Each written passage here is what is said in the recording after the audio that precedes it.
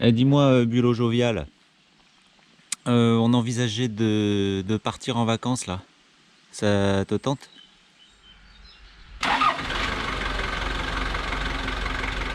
Ouais, bah nous aussi, on est partant, mais ça serait peut-être pour aller à l'étranger. On ferait peut-être une escale à Rome et puis après on irait dans le Péloponnèse.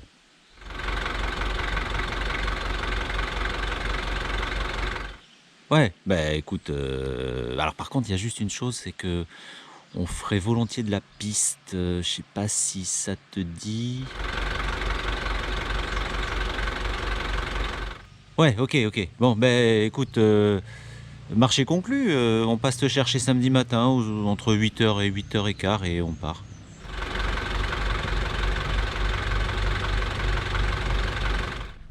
Là, je vous laisse admirer l'intérieur de la coquille de Bulot Jovial, hein. Avouez qu'on s'est enveloppé dans le raffinement, voire dans le luxe, hein. Il est de 1986, le Bulot. Et voyez la quantité d'options pour l'époque, hein. Déjà une poignée pour le passager et c'est du costaud, hein. Elle est maintenue par une tige métallique interne de la taille d'un rail, hein. On peut y menotter Schwarzenegger, il va pas bouger, pépère, hein. Et puis surtout, une option incroyable il y a 33 ans, hein. Ce véhicule possède déjà 3 pédales. Quand on voit qu'aujourd'hui, il y a certaines voitures qui n'en ont encore que 2, moi je dis bah, bravo Toyota quand même, hein. Bon, mais nous, on a complété l'aménagement pour que ce soit encore plus douillet, avec un éclairage au plafond et surtout un système hi-fi haut de gamme. On a mis des haut-parleurs de TGV, hein. C'est du 5000 watts. Voilà. Mais c'était un minimum. Bah, c'est au cas où on croiserait les Gypsy Kings, par exemple, ben, on peut leur passer à tue-tête Bamboleyo, ou autre chose, des chants grégoriens, Sœur Sourire, je sais pas. Tiens, il court le furet. Ça passe crème celle-là ou je la répète, non? Bon, bah en fait, il faut quand même qu'on fasse gaffe quand on met le volume à fond, parce qu'on arrive facile à 7 ou 8 sur l'échelle de Richter, et on réveille les ours en hibernation en Slovénie. Dès qu'on traverse Roanne, c'est quand même brutal et c'est un peu tôt. Voilà. Non, mais en fait, j'avoue, le fait de mettre la musique à fond, c'est juste pour couvrir un peu le bruit du moteur, en fait. Voilà. Bah voilà, je suis avec Bulot Jovial là. Bon, Bulot Jovial, c'est son nom complet, mais nous on le surnomme BJ, mais Bulot Jovial, c'est son vrai nom. Et là, je vais installer notre chambre et puis un petit peu notre kitchenette parce qu'on part en vacances avec lui. Et vous allez voir, c'est assez particulier pour installer la chambre parce que on met d'abord la commode et on mettra le lit par-dessus. Voilà. Alors, je vais accélérer la vidéo parce que ça prend quand même une vingtaine de minutes, hein. Et vous aurez quand même un aperçu de la façon dont on s'y prend pour fabriquer une chambre à coucher pour pas très cher. Voilà.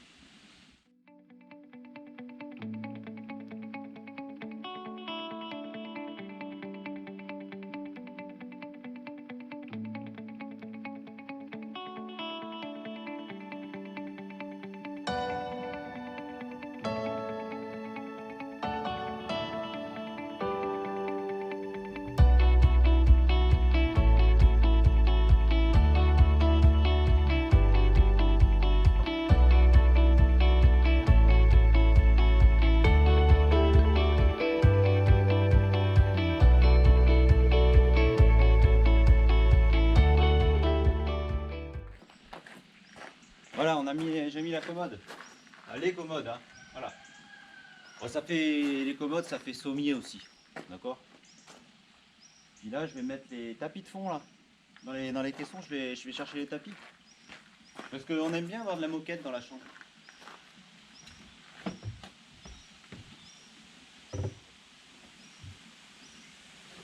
Moquette posée. Prochaine étape, demain, on mettra l'outillage, les pièces de rechange de la voiture. Déjà, on peut dormir presque. Bon, j'ai le sommier central, hein, bien sûr. Il viendra là.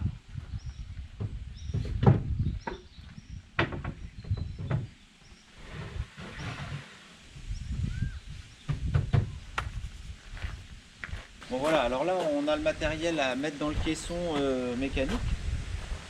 Donc c'est toutes les pièces de rechange que j'emporte. avec l'outillage. Il faut que ça rentre dans le caisson.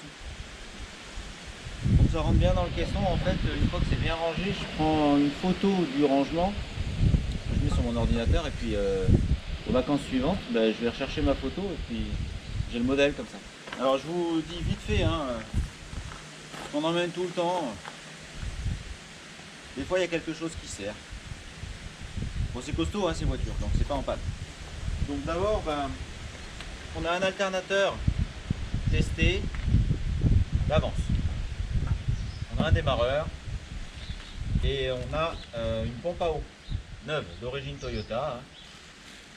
Émetteur et récepteur d'embrayage au cas où, un kit de frein arrière, des charbons d'alternateur, deux courroies, un boîtier d'injection de rechange, la partie la carte, hein, un régulateur en 24 volts, une pompe manuelle d'amorçage pour la pompe de gasoil, un mètre cylindre d'origine, un thermostat avec un bouchon,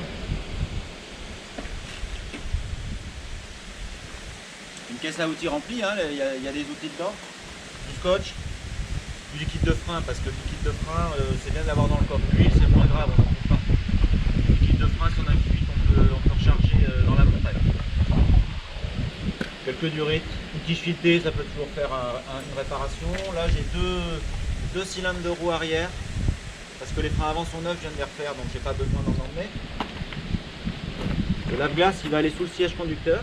Des sangles. Les sangles, c'est pour sortir un copain d'un fossé si besoin. Ou si on se fait braquer et qu'on attrape le gars, on le pend. J'ai une tête de cardan et puis une lampe torche mobile. C'est tout. On n'emmène que ça en mécanique. Voilà, donc tout ça, ça va rentrer dans le caisson dans quelques minutes. Donc le caisson, il est dans la voiture, c'est normal, hein, c'est une partie de la commode dont on a parlé hier, hein. Voilà, je rentre dans la chambre là. Bon, c'est assez personnel, hein. On est dans notre intimité. Et donc quand j'ouvre le caisson là, ben, c'est là que je vais ranger mes pièces de voiture, quoi. Voilà. Bon, c'est pas super grand, ça fait une cinquantaine de centimètres. Mais ça suffit largement, il ne faut pas non plus s'éparpiller. La caisse à outils, elle vient là, elle vient derrière le siège conducteur ici. Elle rentre juste. On a des gilets, tout ça, ça rentrera dans les caissons pour faire propre. Là, c'est le convertisseur pour avoir du courant en 220. Jusqu'à 300 watts, c'est toujours utile. Et puis bah, notre tableau de bord d'origine, hein, on n'a rien ajouté de spécial. On a juste une tablette en haut pour pouvoir ranger les cartes routières et puis les lunettes. Voilà, puis là j'ai rajouté un petit peu d'éclairage pour pouvoir lire le soir des livres. Oh, ça marche bien. Voilà, donc là maintenant ben, je vais ranger les outils et les pièces dans le caisson.